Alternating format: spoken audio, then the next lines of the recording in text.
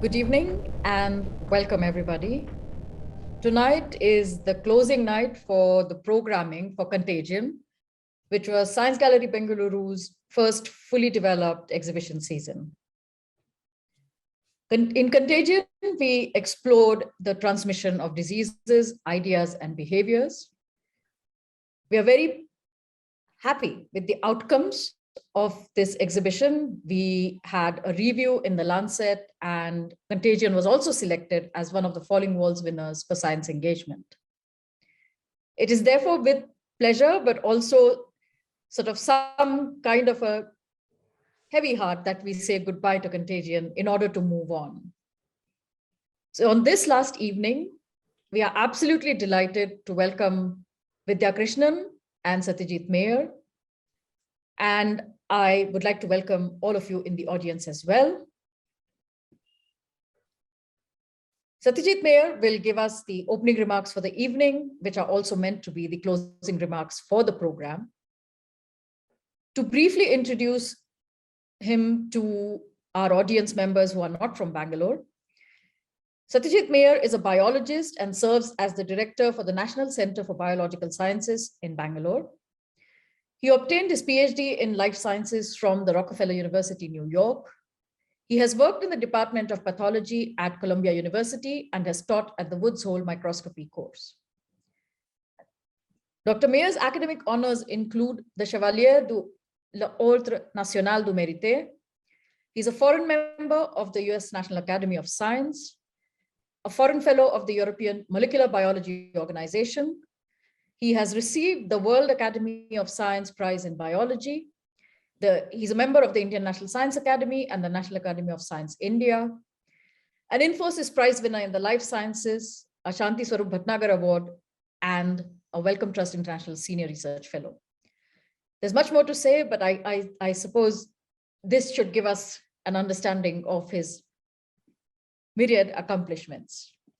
Thank you very much, Jitu, for agreeing to give the closing remarks for this exhibition before we hear the last public lecture in our series from Vidya. Over to you, Jitu. Thanks, Janvi. I hope I'm audible.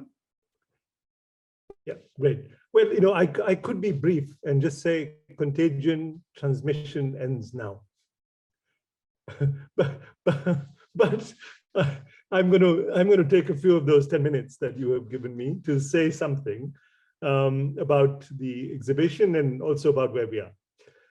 Well, contagion transmission starts now, has been transmitting, as many of you may or may not know, from the end of April of this year. And now we are coming to the closing act.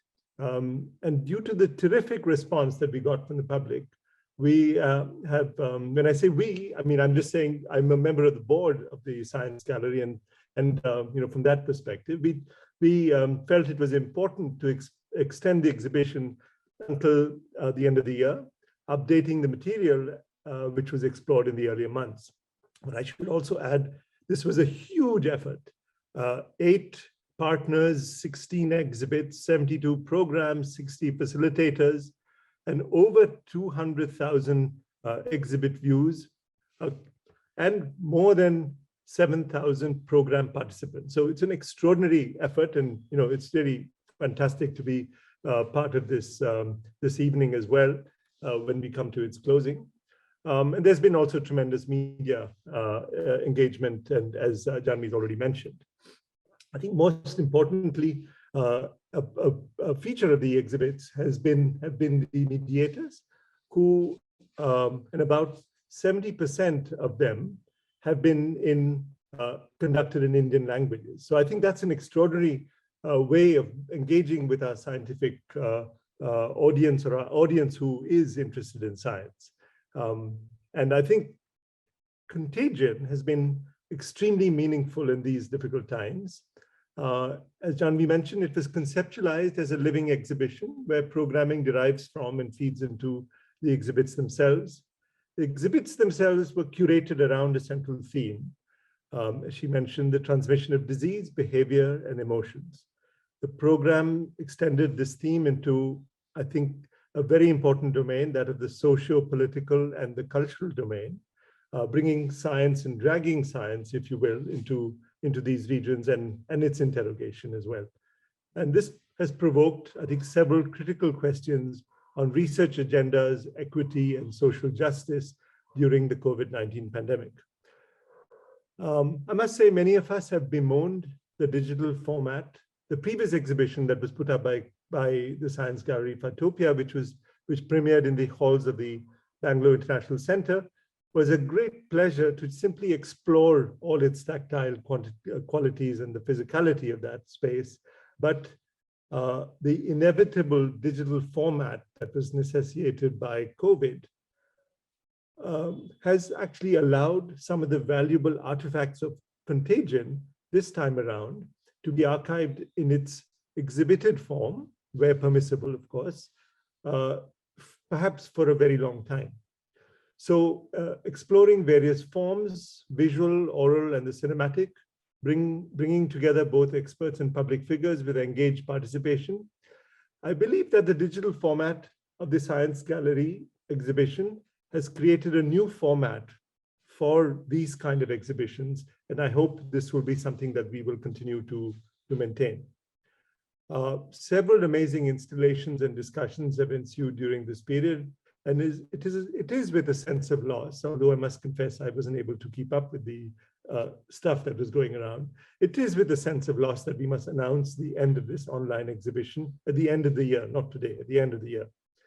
I am sure we can persuade Janvi to keep some of the elements of this Contagion infectious for some time to come. Well, just for example, the extremely provocative Contagion Cabaret exhibit that showcased yesterday and the ensuing interesting discussion that followed between the diverse speakers could not have happened anywhere else. And I think it's just for that thoughtful conversation that followed, we must maintain these treasures online. I myself was particularly struck by the exhibition called Drawing the Bombay Plague, created by Ranjit Kadalgaonkar, literally drawing from archival material from the Wellcome collection and cartoons from the Hindi Punch, a magazine that has been archived at the Asiatic Library in Mumbai. And this was about the Bombay Plague in 1896. But yet, if one considers today, so not much has changed in response to a pandemic or to an epidemic, as we have noted in the various ways by which our cities fumble to deal with the pandemic. But yet much has changed in terms of research, scientific research in addressing a pandemic. I mean, in fact, a lot has changed. The ability to create vaccines on new platforms, provide our citizens with, our so-called RT-PCR tests, which I'm sure none of you need explanation, also because of the pandemic. Within hours of having something that you're producing your sample, or even sequencing the variants, Omicron being the most latest, within days of having the sample in our hands. All these achievements of a global scientific are achievements of a global scientific collaboration. And what has emerged, and perhaps must be underlined, is that the politics of disinformation, the lack of transparency, and the inability of us to apply our learnings and knowledge equitably across the world has, I would argue, redoubled. A singular case I'm going to provide is the documentation of COVID deaths in India from the pandemic.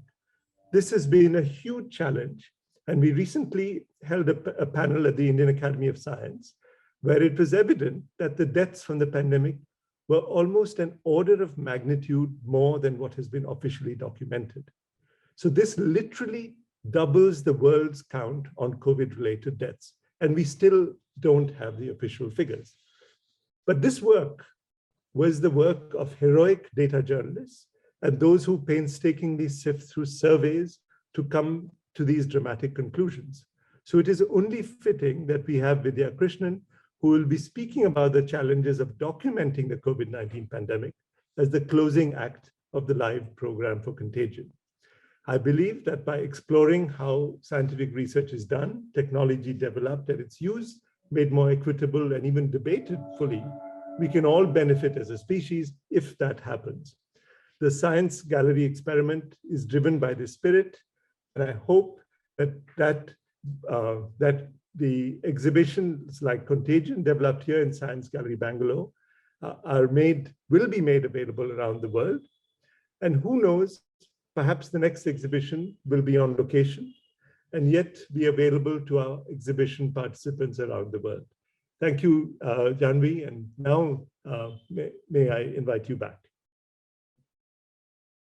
Thank you very much for your kind words, Jitu. That was most encouraging, and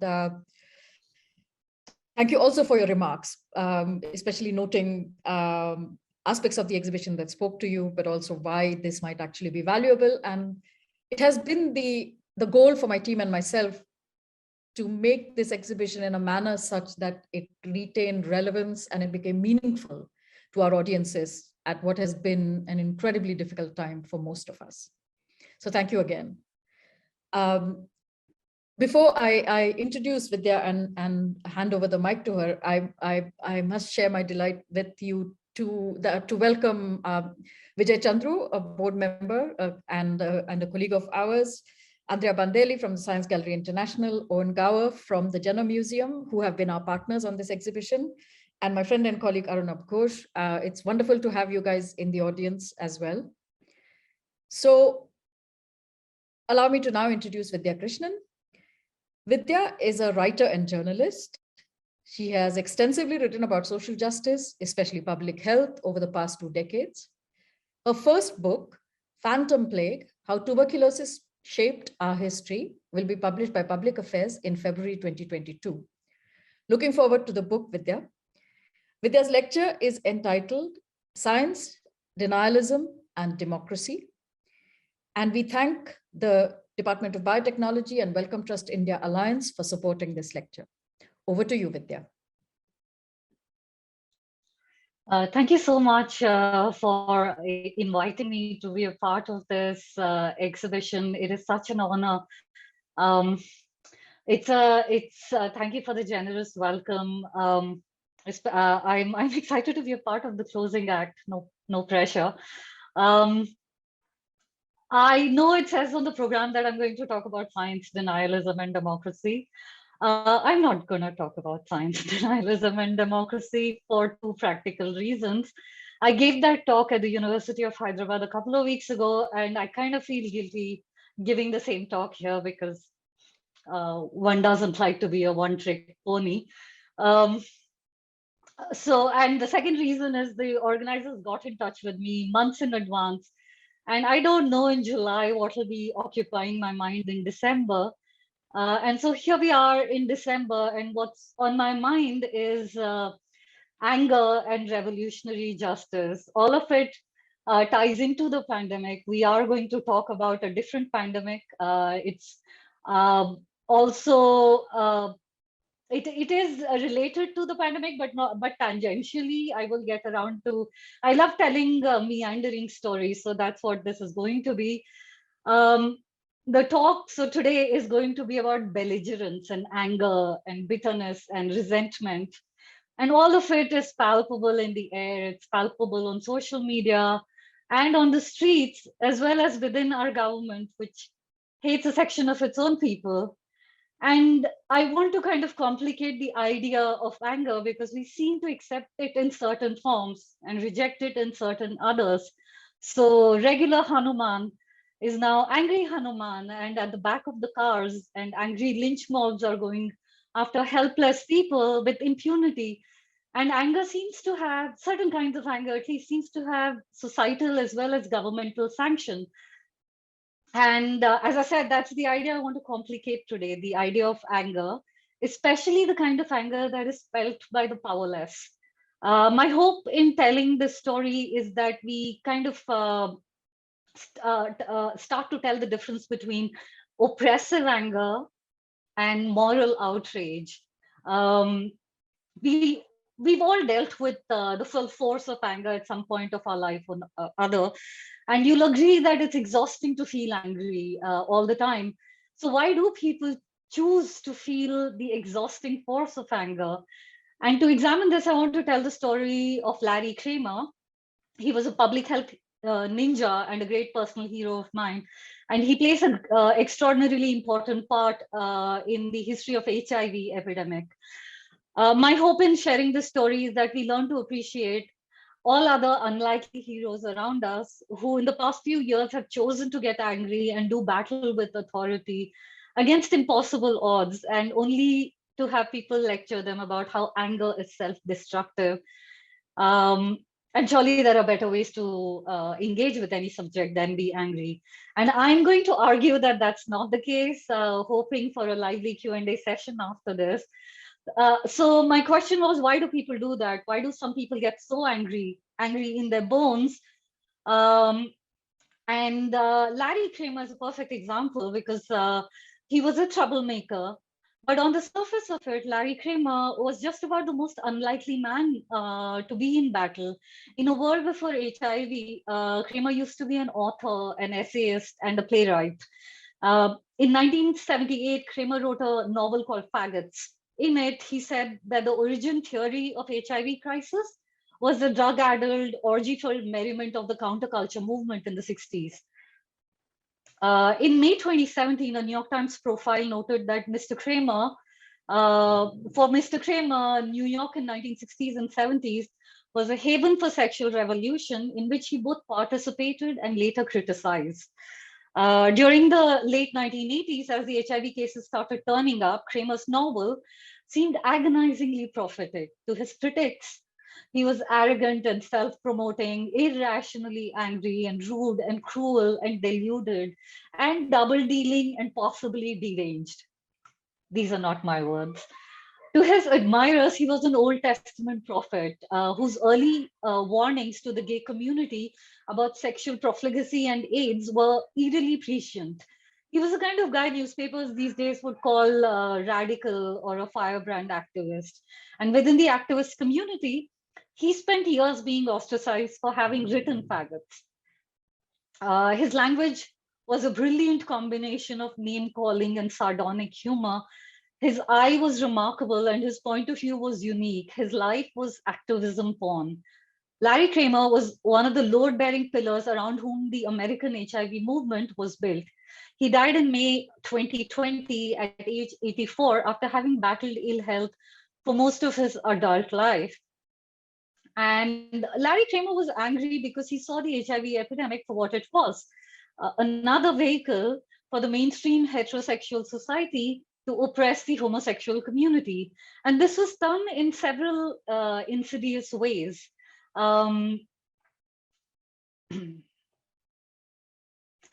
By delaying, this is done in several insidious ways, by delaying budgets that were needed to fight the crisis, by denying treatment to the vulnerable, by stigmatizing the homosexual community for being punished for their sins. And I'll argue that Larry Kramer's brand of anger was a healthy and constructive response.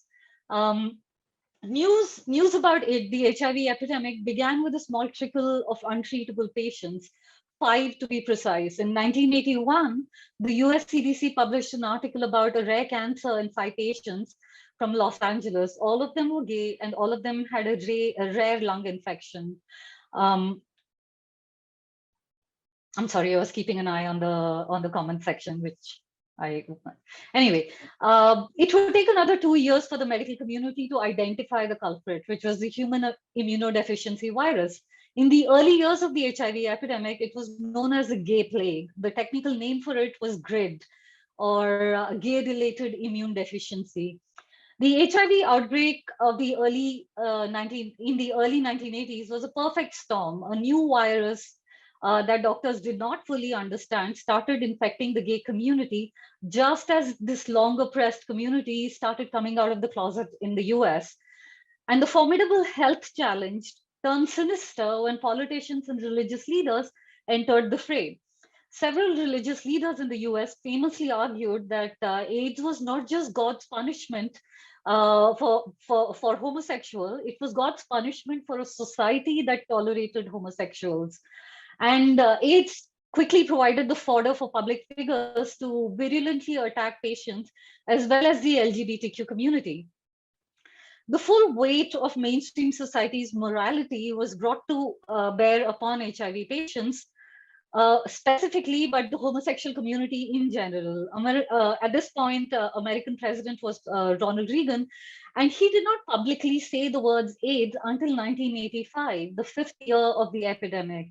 And the media coverage, or the lack of it, only made the homophobia worse. Articles about the HIV/AIDS epidemic were often buried in the middle pages of newspapers, and respected newsrooms routinely carried flagrantly homophobic ideas.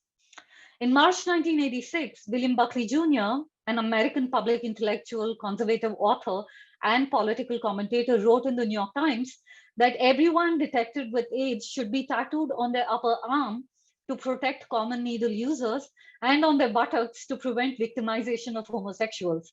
William Buckley was offering this as a solution on the pages of New York Times, no less, without seeing the historical parallel of etching tattoos as a means to identify minorities. Between the science denialism of indifferent politicians, homophobia of the media, and the greed of the pharmaceutical industry, the deck was stacked against HIV patients. And around 1984, after the diagnosis of Ryan White, who was a 13-year-old boy who got HIV after blood transfusion, mainstream society in the US started to accept the fact that HIV could affect straight people as well.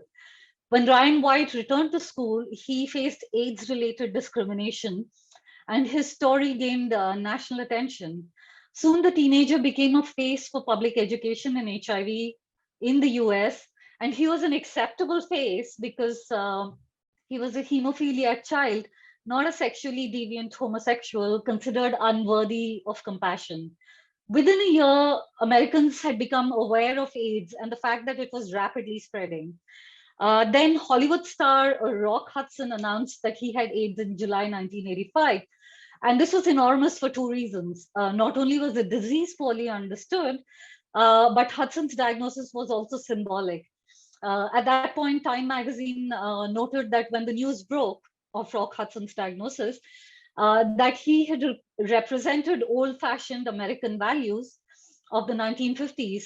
Hudson died within 3 months of his diagnosis at the age of 59.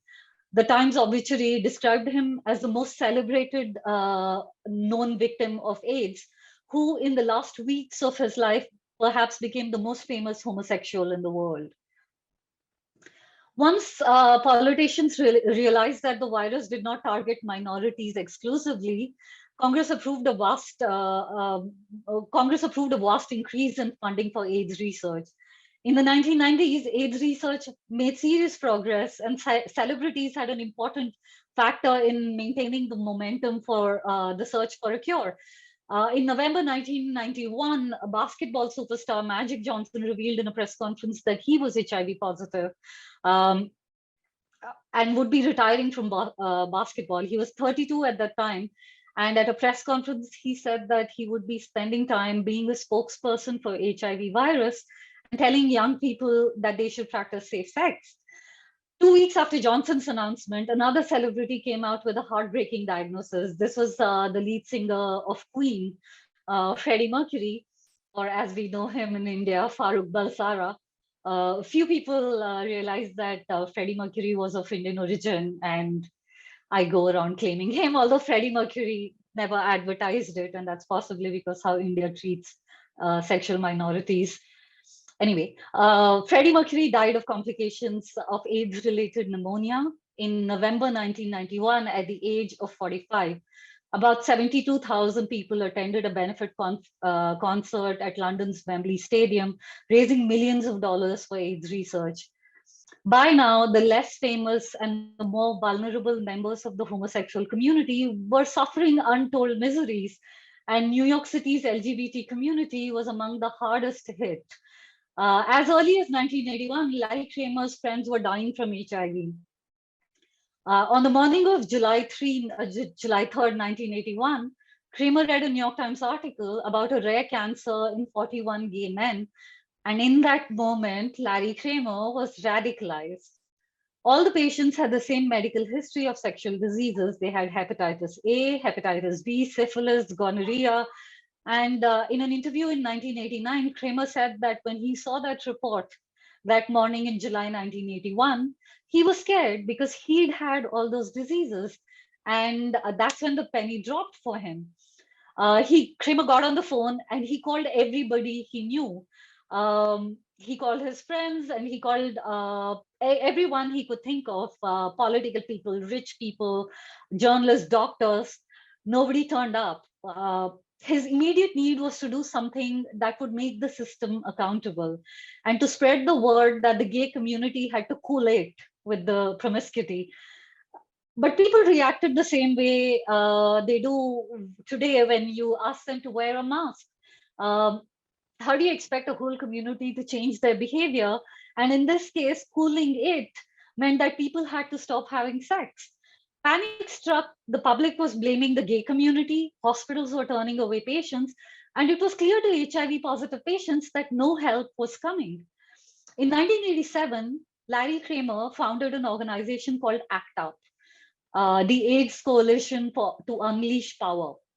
This group organized themselves into a sophisticated protest movement. And in the 40 years since, no public health movement has been able to come anywhere near what ACT UP achieved. ACT UP came into being when Kramer made a speech in which he asked 2/3 of his audience to stand up, whereupon he told them that they would all be dead in 5 years. He told them that if what they're hearing does not rouse them to anger, to fury, to rage, and rage followed by action, gay men would have no future on earth. Few movements have used nonviolent protest as effectively as ACT UP did. Kramer tapped into an anger that had brought patients together. ACT UPers, as they called themselves, would have weekly meetings where everything would be debated. People would cry and cuss and scream, but most importantly, they would fight to access medicines. ACT UP's original goal was to demand the release of experimental AIDS drugs, and they put considerable pressure on pharmaceutical companies to reduce prices. The New York chapter of ACT UP routinely drew more than 800 patients to its weekly meetings, and thus became the largest and the most influential of all American chapters. By 1988, ACT UP had active chapters in Los Angeles, in Boston, in Chicago, and San Francisco. By the beginning of 1990, ACT UP had spread throughout United States as well as around the globe, with more than 100 chapters worldwide. The 80s and the 90s were a devastating time for everyone in the homosexual community. Most people came into ACT UP with profound grief and anger. They were burying their loved ones daily, getting tested every few weeks, and getting bad news more than they were getting good news. As Kramer was watching his friends die, he declined to be tested for the virus because there were no treatments available. In 1988, Kramer was diagnosed with HIV, hepatitis B, and while running a battery of tests, his doctor told him that he also had HIV. The doctors gave him maybe 3 years to live. Experimental drugs and a liver transplant done in 2001 saved his life. For the next decade, ACT UP was a standard bearer for a protest against governmental and societal indifference against the AIDS epidemic. The US government kept trying to keep the community from panicking, whereas ACT UPers insisted that there was every reason to panic, and in fact, panic was entirely necessary. The organization was at its peak when they were united in anger. And over again, Kramer's brand of activism was unapologetic for being angry. ACT UP embraced slogans like silence equals death and used theater and political art as a way to convey its message to the larger society. In October 1988, ACT UP organized one of its most successful demonstrations when it shut down the US FDA for a day. In it, around 1,500 people stood outside FDA hoisting a black banner which read Federal Death Administration, and all day ACTers chanted a rehashed version of the anti-Vietnam War chant, which was, "Hey, hey, FDA, how many people have you killed today?" When the police were called in, the officers, afraid to touch the people from HIV community, were wearing surgical gloves. All of this was high drama. A month later, on September 14th, 1989, 7 ACT UP members infiltrated the New York Stock Exchange, wearing suits, fake trader badges, carrying chains, handcuffs, and foghorns. The demonstration was planned to coincide with a similar demonstration in San Francisco and London the same day. The traders were stunned, and some began shouting from their balconies that the faggots need to be maced and that they should die. ACT UPers chained themselves to the VIP balcony to protest the high price of the only FDA drug approved up until then. It was called AZT. Pharmaceutical company Burroughs Wellcome owned the drug and had originally priced it at $10,000 per patient per year. It lowered the price to $8,000 when threatened with a congressional inquiry. AZT at that point was the most expensive drug ever sold. Within weeks of the stock exchange protest, Burroughs Wellcome reduced the price further by 20% to $6,400 per patient per year, claiming that they had been planning to do it all along. That's when the protesters upped the ante.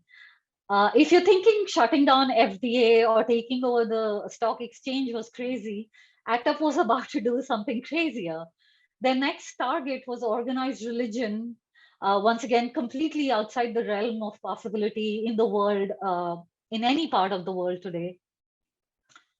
2 months after the stock exchange protest in December 1989, 4,500 activists gathered for the Stop the Church campaign outside St. Patrick's Cathedral in New York. Dozens of protesters entered the cathedral, interrupted mass, chanted slogans, and lay down in the aisles. One protester broke the communion wafer and threw it to the floor. 111 people were arrested. ACT UP had targeted the Catholic Church because New York's cardinal at that time, John O'Connor, was a homophobe, and he'd been using his influence to keep the Board of Education away from teaching safe sex practices as well as distributing condoms. From the church, ACT UP moved to the national media. They organized something called a Day of Desperation, when activists entered the studio of CBS Evening News and shouted AIDS is news as the anchor was reading the evening bulletin. The next day, the activists displayed 2 banners in the iconic ticket hall of the Grand Central Station in New York. One said money for AIDS and not for war. And another said 1 AIDS death every 8 minutes. One of these banners was attached to a bundle of balloons that lifted up to the station's celestial ceiling. The HIV activists of 1980s had to rely on theater and political art because that's what underdogs do. Theater, in this case, political theater, was the language of the unheard. ACT UP was always suspicious of power. It was an all-volunteer group that refused to have leaders, much like the farmers' protest, which concluded successfully a few weeks ago. Except for ACT UP did have a few administrative posts, which were rotated every 6 months. They needed to be meticulously organized because leadership changed frequently. Leaders died. As the death toll mounted, the anger mounted even more. The homosexual minority had a target painted on their back. Their leaders were dying faster than they could be replaced. All of it took a toll on the organization, which was now not united by anger, but consumed by it. Through it all was the animating, angry, divisive, but never absent figure of Larry Kramer. He later told a New York Times reporter that he was known as the angriest man in the world, mainly because he discovered that anger got you further than being nice. And when he started to break through in the media, Larry Kramer was better TV than someone who was nice. Because some patients found leaders, because American patients found leaders like Larry Kramer, they were able to successfully organize, educate, and agitate. And eventually, mainstream society, through instruments of court, media, public tolerance, adapted to the reality of the epidemic. In time, science delivered too. The speed of research and treatment and public health education, while tragically slow, eventually picked up pace. Within a few years, HIV treatments had advanced enough for Magic Johnson to return to basketball. In January 1996, he signed a $2 million contract for the second half of the season. Larry Kramer's anger, along with the political theater of ACT UP, is what made the HIV movement achieve results. In 2015, HBO released a movie based on Kramer's life. It's called Larry Kramer in Love and Anger, and I recommend it highly. Fittingly, Mark Ruffalo, who plays Hulk, stars as Ned Weeks, who plays the alter ego of Larry Kramer in the movie. And the character takes us through the eyewitness account of the HIV/AIDS crisis in New York City between 1981 and 1984. While the American narrative of the HIV movement is a classic David versus Goliath, in which David eventually prevails, that's not what happened everywhere else. In Asia and Africa, David never stood a chance. These two regions were the worst affected. Sub-Saharan Africa, where 83% of all AIDS-related deaths occurred, remained on the sidelines of the HIV epidemic. And Asia, where largest percentage of people infected with tuberculosis live, also was plundered, AIDS just plundered through the population in these two places. Even though there were famous deaths due to AIDS in these places, Nelson Mandela's son died of HIV in 2005, but the epidemic unfolded in the developing world without much to stop it. To this day, what happened in 1980s in the US continues to happen in low and middle income countries around the world where patients are brown and Black. Patients living in these regions fought pharmaceutical companies tooth and nail to get access to HIV medicine. And despite the fact that they were worst affected, these regions remained on the sidelines for the first 2 decades of the HIV response. As a result, AIDS became a quantitatively different disease in these places. We see something similar happening in low and middle income countries with the coronavirus pandemic now. By the 1990s, different regions of the world were showing different patterns for the spread of HIV/AIDS. In Africa, HIV patients were 11 times more likely to die within 5 years of diagnosis, and more than 100 times more likely to develop Kaposi sarcoma, a cancer linked to another virus. AIDS has, however, fallen off headlines. Even worse epidemics are raging, and they've taken funding away from HIV. And being angry is not fashionable anymore. Additionally, in the colonized world, homosexual communities were driven underground, making it more challenging for them to organize, agitate, and educate. Countries like India had to deal with an additional colonial baggage of British-era laws that made homosexuality a crime. Patients were understandably scared to seek treatment because they were treated like criminals. One arm of the Indian government, the health ministry, asked them to come forward for treatment, while another arm, the police, arrested them or abused them or harassed the homosexual community when they did approach the government for treatment.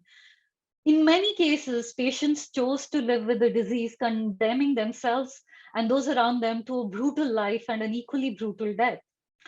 38 million people currently live with AIDS, and the disease that claims 700,000 lives in 2019.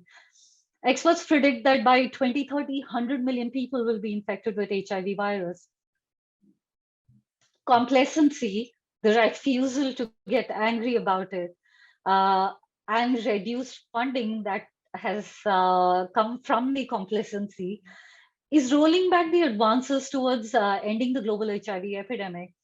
Of the 38 million people infected with HIV, only 22 million have access to treatment, but no one seems to be up in arms about it, at least not in the way Larry Kramer would have wanted.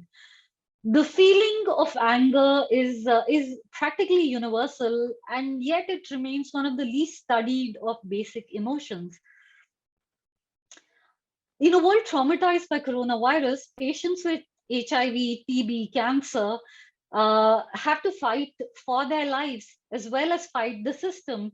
their stories somehow never tend to rouse people to anger, to action. A team of researchers at the University of Michigan School of Public Health spent several years, several decades in a longitudinal study of anger. They found that men and women who hide their anger are likely to get bronchitis and heart attacks and were more likely to die earlier than their peers who openly express their anger. There is now overwhelming amount of research that indicates that feeling angry increases optimism, creativity, effective performance. And research also suggests that expressing anger can lead to more successful negotiations in life, in our jobs, and most importantly, in our role as citizens. In fact, repressing anger is what can actually hurt you. To be clear, the overt aggression of the lynch mob is obviously a destructive force, but that's not what Larry Kramer's anger was.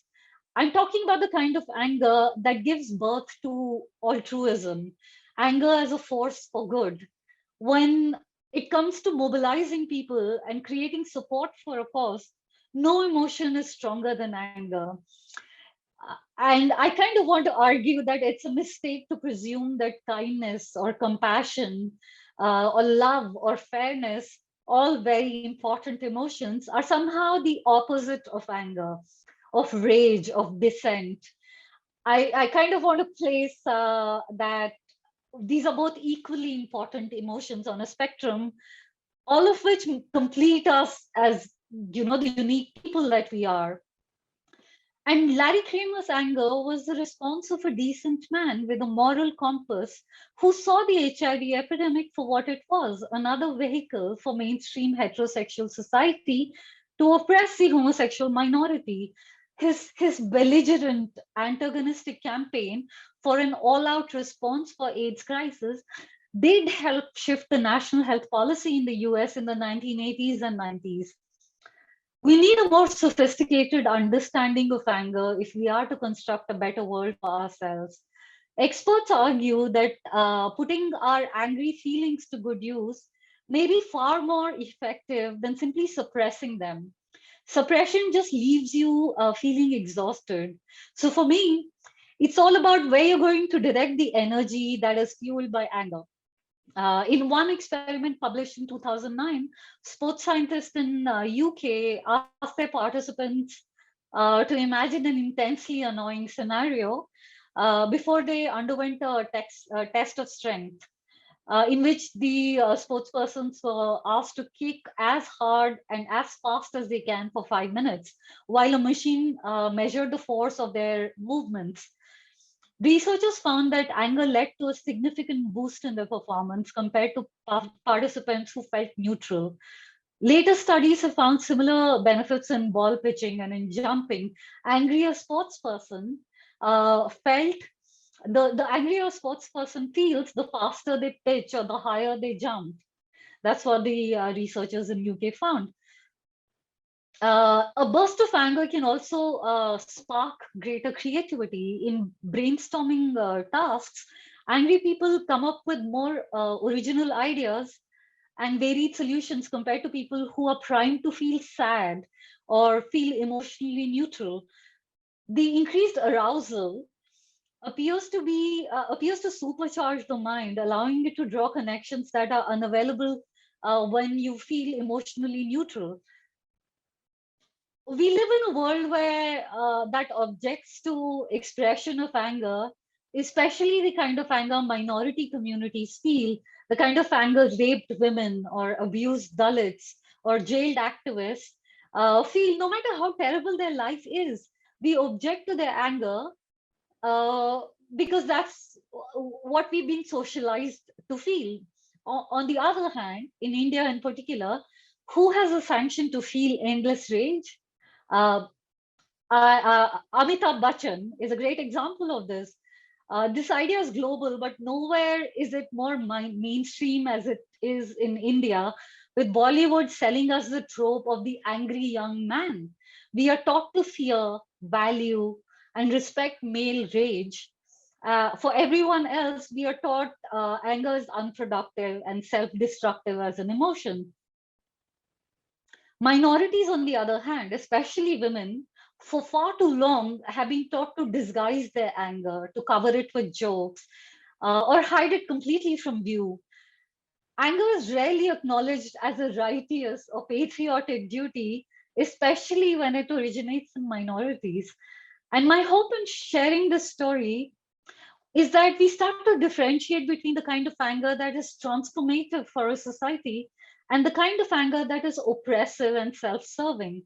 Um, my hope is that we start valuing anger, the good kind, not the kind of rage that manifests as lynch mob. I keep saying this again and again because it's no other country has lynching data other than India. So it seems like this needs to be said for the record. I'm here arguing for the anger that kind of stands between an angry mob and a vulnerable minority. We need to start valuing anger the same way as we value compassion. Larry Kramer was an angry man, but he was also extremely compassionate. He was also brilliant. He was a deep thinker. He was strategic. And most of all, he was a decent man with a moral compass who singularly built a sophisticated movement where there was none. I'm accused of being angry in my writing. And although that could also be said that Indians are not used to women having strong opinions. But the truth is, my anger fuels my writing. In our country today, good things don't happen to good people. In fact, bad things happen to good people, and great things happen to terribly, completely wretched people. And I am angry about it. And my question is, why aren't you? Why isn't everyone else? But my work is not simply feeling rage or rage typing all the time. What I do also brings logic to anger. What I try to do is to make sense of it.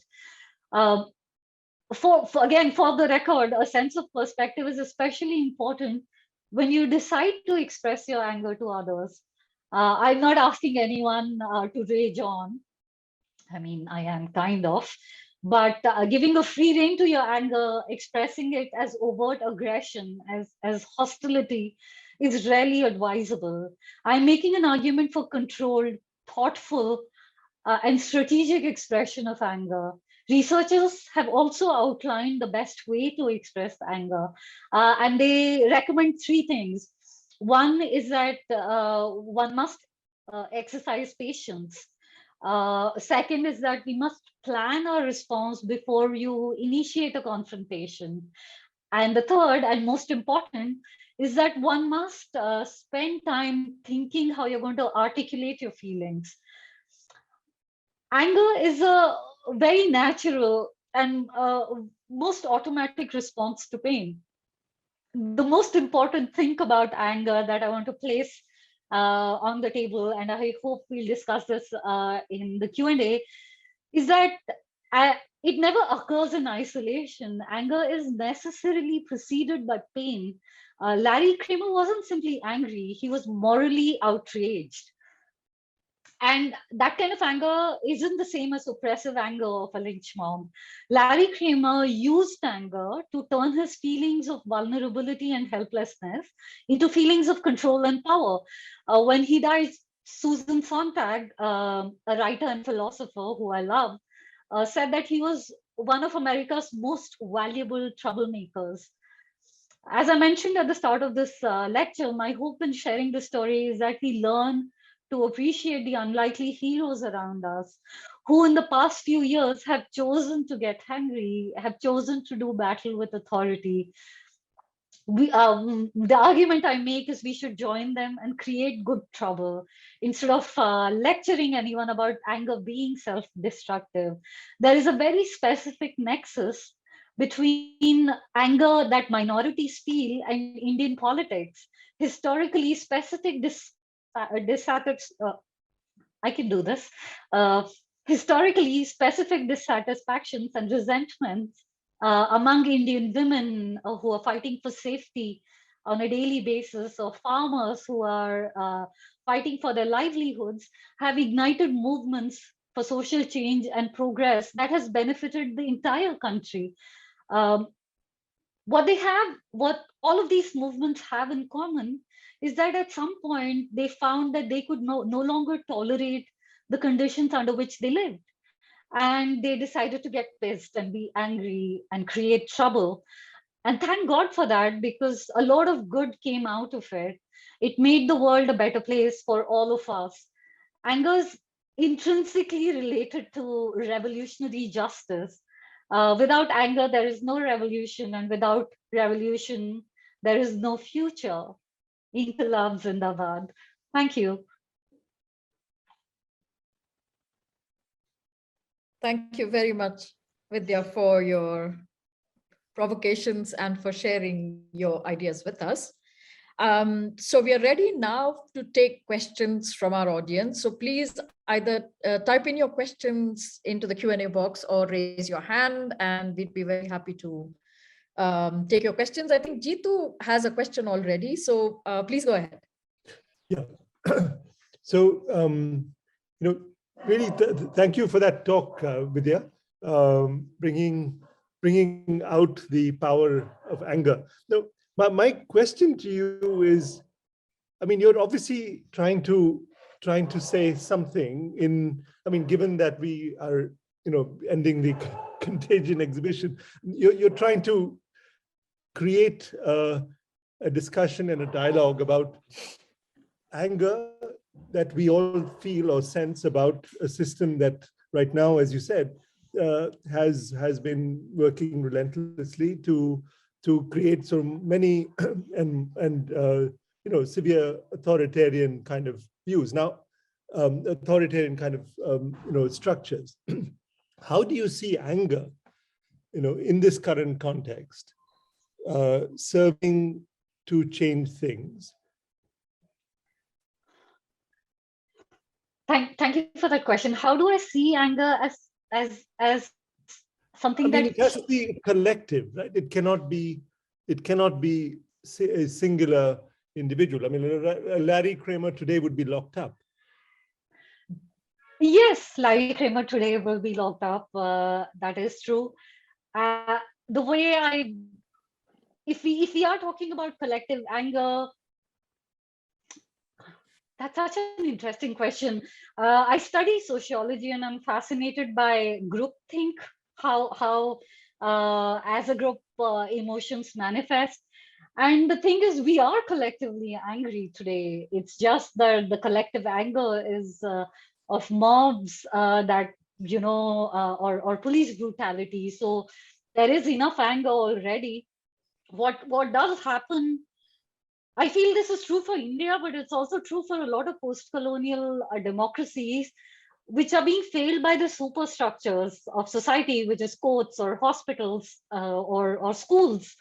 And when minorities get angry, someone like Larry Kramer is such a fascinating example, because he literally, for him, it started, he's spoken a lot about it. For him, it started with that one New York Times report.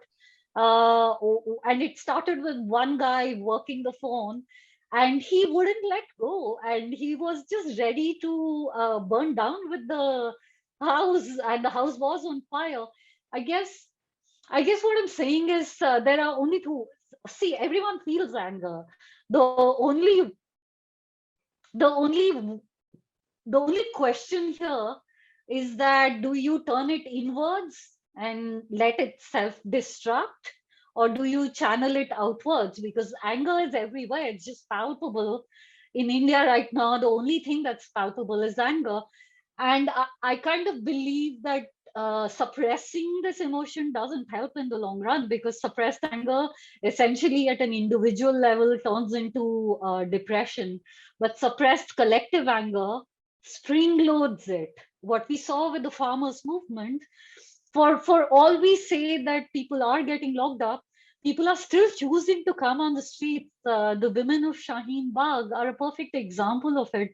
There were old women in their 70s, 80s, who were there in Delhi's bitter cold, sitting there, not because they want an immediate gain for themselves. How do I see anger manifesting itself to help us? is that instead of looking for singular leaders to come and save us, all of us have to step in and feel confident about expressing anger. All of us have to kind of, it comes, I guess, from it has to come from our schooling system and education system, where you know how India has a culture of saying "Badon ki izzat karo" and don't question authority. And from a very young age, I personally feel we should uh, we should be okay when someone expresses anger. I do feel like I'm rambling at this point and I don't have a specific answer to you. But I kind of do believe that there is no movement without one person somewhere sitting alone, feeling angry and saying, I'm done. I'm not putting up with this nonsense. And that's how historically movements have begun. Yeah. So there is another question, but let me just follow up on Jitu's question. At least the beginning of your lecture reminded me of Pankaj Mishra's Age of Anger, where he's talking about it, in fact, the exact opposite end of the kind of anger that you're speaking about. He's talking about, if I quickly sort of see the blurb, he's talking about reactionary anger, right? So it's a very difficult terrain, right? Like when you're talking about social psychology, to talk about good anger, bad anger, right? Anger is anger. What makes certain anger more valid than another anger? I mean, we're going to then call in arbiters of that phenomenon. And how do you then parse out, right? Like, why is my anger better than yours, or your anger better than mine? I mean, we cannot sit in judgment on that. So it's a very tough terrain to disentangle when there is, in fact, a lot of anger around us, as you already say. So, and people are expressing it left, right, and center. I mean, if from everywhere, from breaking cues and shouting at people to getting angry with women who don't want to do housework, to why should I get vaccinated, to why should I wear a mask indoors, why should I wear a mask in my car? And there are various ways of expressing it, usually on the powerless, right? So that's where social expression of anger finds its place very easily. So I think, I mean, I do think this needs a little more, how should I put it? I mean, I don't quite know, because, dissatisfaction and political anger has led to revolutions in various countries, right? Again, historically, I mean, what have been called revolutions, be it throwing tea boxes into the sea, or be it storming the Bastille, or whatnot. So I think, whereas that is something we haven't seen in this country, and sociologists have of course talked about it too. And before I go on rambling, all I want to say is that I don't think it's so easy to classify anger as good anger and bad anger, because I think it's not about anger itself, and it's not about the expression of anger itself, but it's something else that needs to be talked about and worked on. And I mean, given that you're working through the story, I'd urge you to probably take a shot at it before we go to somebody else's question. Thank you for that question, because it's a question that I wrestle with quite a bit. Because how do you, like you said, how do I privilege my anger over someone else? And every single time I ask myself this, for me, again, a lot of it is context sensitive, and a lot of it is defined by every single person's moral centering. For me, how I tell good anger from bad anger is that any anger that challenges status quo, any anger that results in what I call altruism, because the way the women at Shaheen Bagh are angry, or the farmers are angry, or Dalit minorities are angry, is actually not the same way. It's not the same as the anger. It cannot be equated to the anger that is so self-serving of a guy who wants to jump a queue, or and anger is anger, but the same way, we differentiate between love and toxic love. There is anger and toxic anger. I guess, yeah, all of it is so context sensitive. I do believe there is I do believe, again, as someone, I'm fascinated by how social movements are built. Why do some causes go viral and find people who have a buy-in? Is because every time it's reactionary anger, it's not invariably for the benefit of, again, there are exceptions. There were Viet monks who set themselves on fire to challenge authority, and that was anger. But reactionary anger is very different from sophisticated anger, which Larry Kramer may be angry, but he was also a genius who built out a sophisticated movement that everyone has studied but not been able to replicate. And as much as you see the farmers' protest in the last few months, they were provoked in so many ways. And I was there, I was at Singhu border, where there'd be Nihangs who'd be walking around making sure that the farmers don't get provoked. Because anger is a currency, and one must be very careful of how you spend it. When I say anger, it's the same for me as love or compassion. I don't privilege one emotion over the other. Um, I guess I don't know if I've answered your question at all, but I do believe that anger that challenges status quo and needs a little more patience from us than anger that, like an angry guy who wants to jump a queue. No, not an angry guy who's jumping a queue. People who get angry at people who jump queues, but and road rage of all kinds. So, but it's a difficult one, because if you look at anti-vaxxers or anti-mask protests, which are directed at power, which are directed at the state, and which are questioning the status quo in terms of the establishment viewpoint on something. So it's not that easy to sort. But let's move on. And there are two questions here. So there's Dr. Rautela, who formerly from the National Council for Science Museums. A good welcome to you, Dr. Rautela, who asks, can anger be explained always in or anytime in medical terms? What is your understanding of it?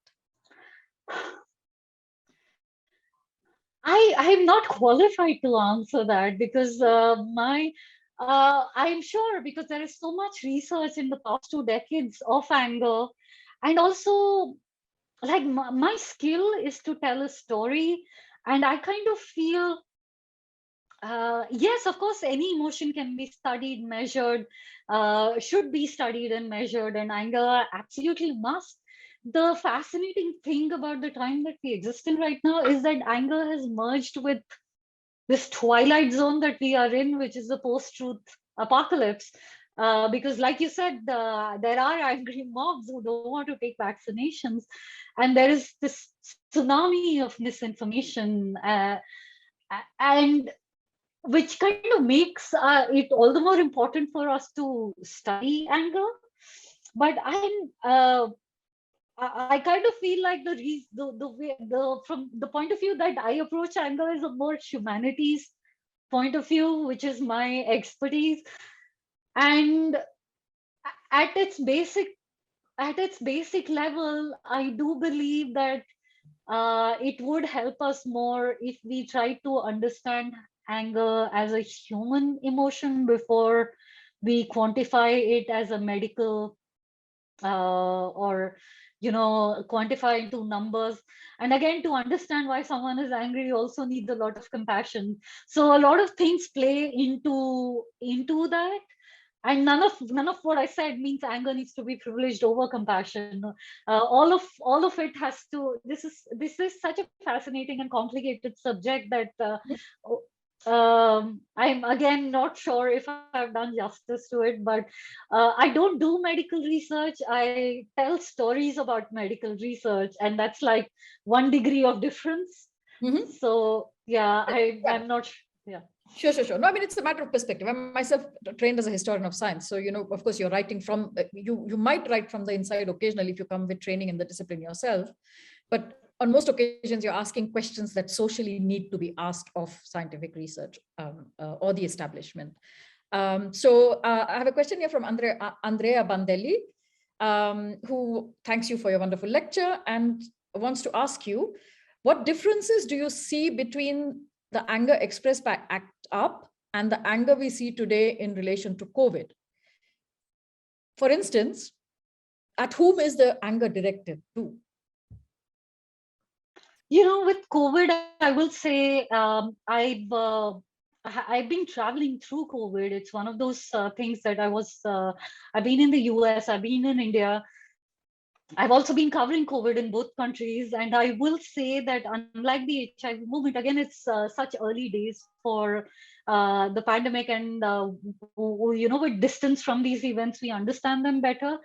I will say that with COVID, especially in India, everything is just so. Mr. Satyajit spoke about the opaqueness with which we are dealing with COVID. So at this point, even to be angry about the government response, I feel like nothing has coalesced into a movement just as yet, because what happened during the second wave was shocking. The rest of the world was having a 21st century pandemic, and India was having a 16th century pandemic with like bodies floating in the river, and yet the voters don't correlate that to my government failed, because that's, again, there's so much social psychology going into it, because in India we have this way of looking at any ailment, particularly cancer or death, as we sinned, so we deserved whatever came to us. And in our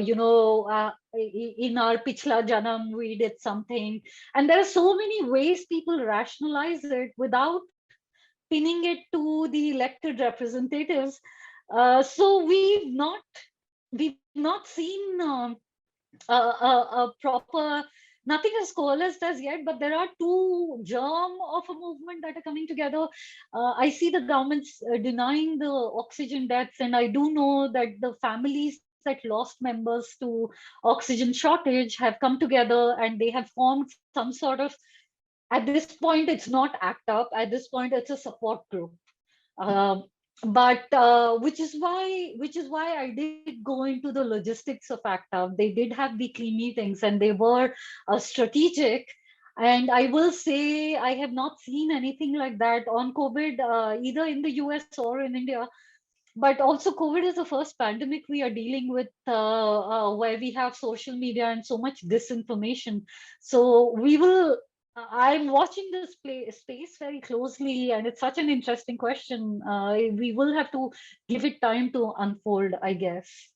Okay, thank you. So I have another question from Arunabh Ghosh, and he again thanks you for your interesting talk, and wants to ask you a question along the lines of the question that I earlier asked, which is about the normative aspect of your proposal. He wonders if you can speak a little more about how we might think about justifiable anger versus unjustifiable anger, and how is adjudication of that distinction related to actions that follow?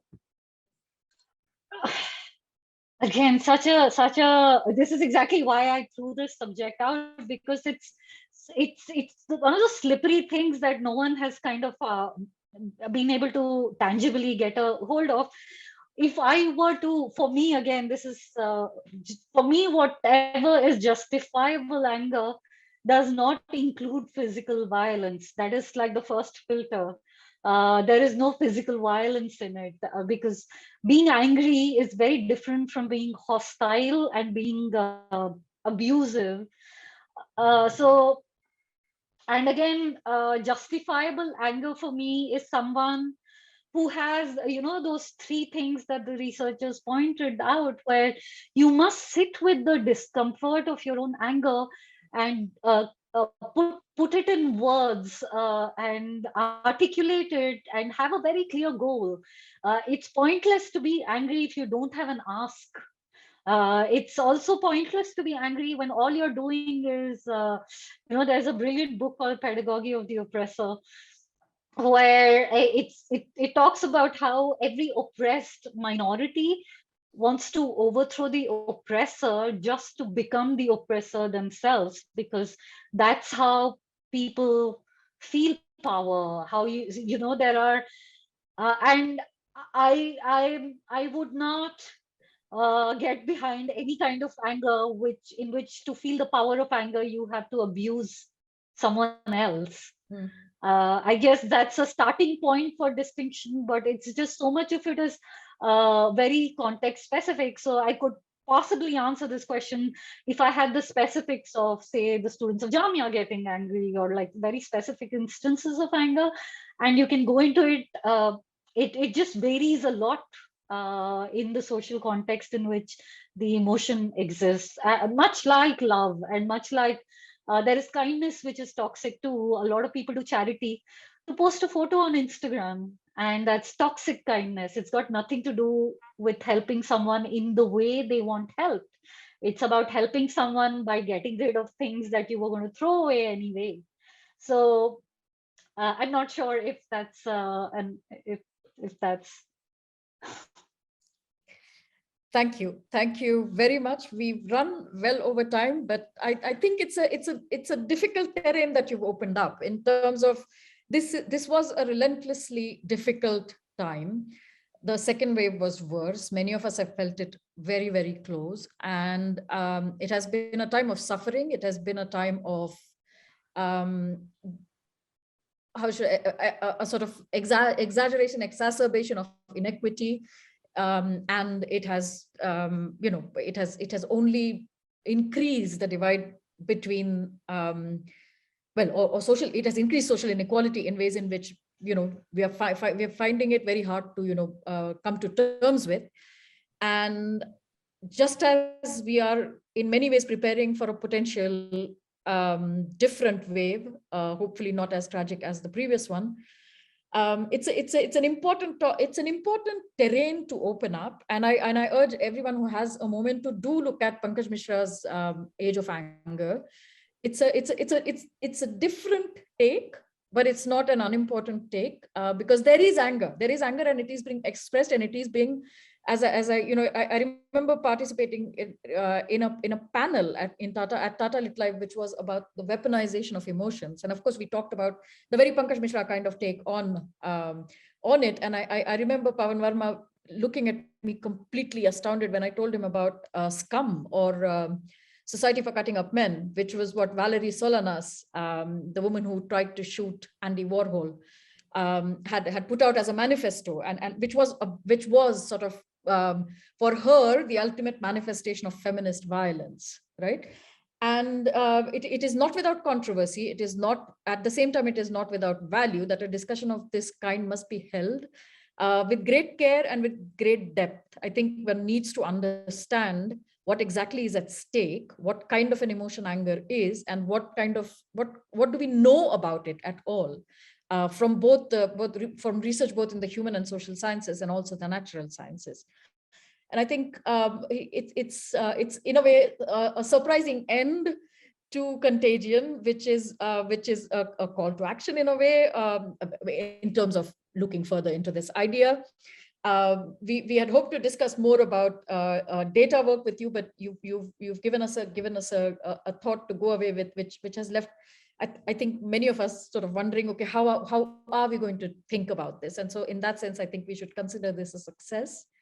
Thank you very much, Jitu, for taking the time to be with us this evening. Thank you very much to Chandru and Andrea and Owen and Arnab also for being with us, and of course, all of our audience members, Dr. Ratela included. Contagion, the curtain will finally come down on Contagion's exhibition website on the 31st of December. So do please take a moment to go and have a look at the various things that are, still there. And now it's my turn to just very quickly share with you the numerous people that have made this possible. So it's a big thank you. It's going to be a quick one, but it's an important one. First of all, to the government of Karnataka that continues to support an institution like ours, which is simply astonishing for many people from elsewhere.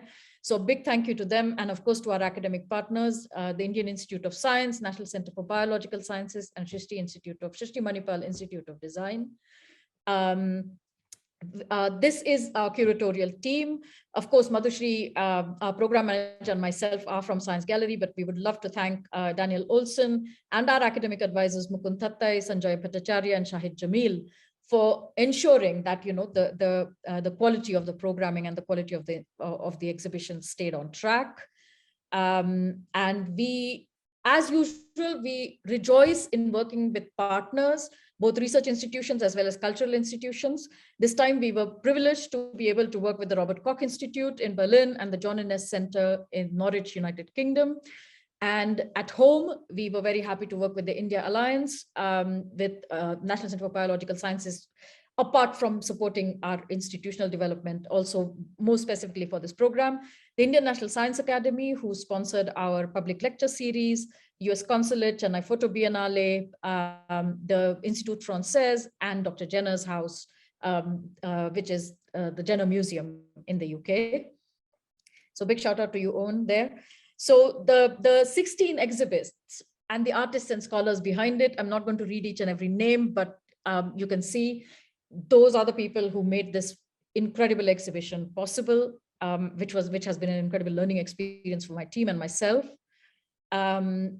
16 COVID experts. So this time we ran 3-minute long videos with 3 top questions from world leading experts in their areas. They are up online. Please feel free to go and have a look at them. We had 28 public lectures, which, you know, as you can see, again, I will not read all of them, but it ranged from museum curators to sociologists, to historians, to filmmakers, to clinicians, to modelers, to art historians. Yeah, you have them all there. We were lucky to be able to show 6 films, and the filmmakers and scholars who held discussions during the exhibition, which many of you, I'm guessing, enjoyed. And the workshops and masterclasses targeted at our young audiences. We'd like to thank the facilitators, so 30 in all. So we had numerous masterclasses and workshops, all of them hands-on. 9 events, again, facilitated by a number of people, 20 of them. As you can see, their names are here again. Owen, who's with us, also led a wonderful walkthrough of the Jenner's house for us, and that was one of our events. Translation. So for those of you who are not probably yet aware, all our programming is offered in both English and Kannada in order to ensure that we reach audiences that we otherwise might not be able to reach. And so a big thank you to Usha, Yamuna, Shrikant, and Chandan for always being there to make sure that our translations work reasonably well. Mediators.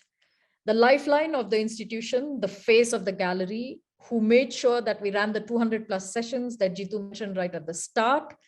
And over 70% of our sessions were held by our mediators in Indian languages, something that we are incredibly proud of, which also tells us that we are reaching audiences that we would actually like to be able to reach to. And of course, the team that makes it all possible, the team that stays up all night, the team that stays late, the team that works all weekends. And it is my privilege and pleasure to be able to work with a team as wonderful as these young people. Thank you again. And with this, the curtain falls on programming for Contagion Phase 2. Do visit the website. Do join us for our next exhibition, which opens in April next year. The exhibition is called Psyche. And do watch out for our open call for the exhibition that comes after that. And that's a surprise. So do look at that too. Thank you again, Jitu and Vidya, for a wonderful evening, and look forward to the next time. Thank you again.